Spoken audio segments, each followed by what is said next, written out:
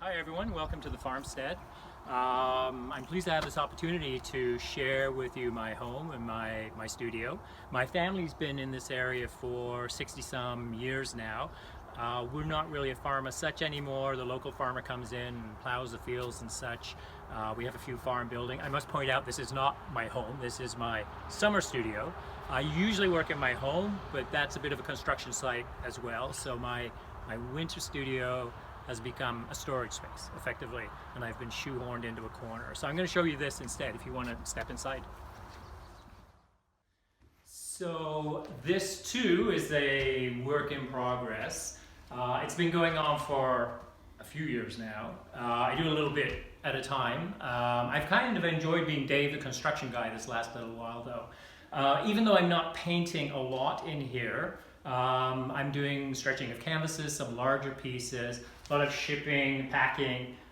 These crates are actually from our shows we did recently out on the West Coast. A group of artists I've been working with for a while, two of whom you know, Anya Karishik and Sophie Lavoie, both amazing painters in their own right.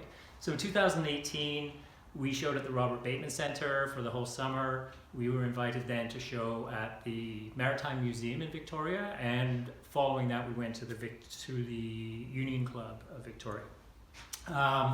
There would be more crates here still. My 4 pieces from the Robert Bateman show happily have been accepted by the Crown Collection, so they've all been shipped to Rideau Hall. They're up there now. There's actually nice light in here. I don't have the lights connected yet. I don't have the power in here yet. But in the summertime, we get this nice ambient light because this is south facing. You know, it's not ideal for painters, but I actually like this because the light kind of bounces in and bounces around. So as I say, there's not much to see here in terms of actual artwork right now, but we can go to the house and, or at least I'll show you some of my paintings in the house, the pieces that I've been working on over the last few months. A few in progress pictures here.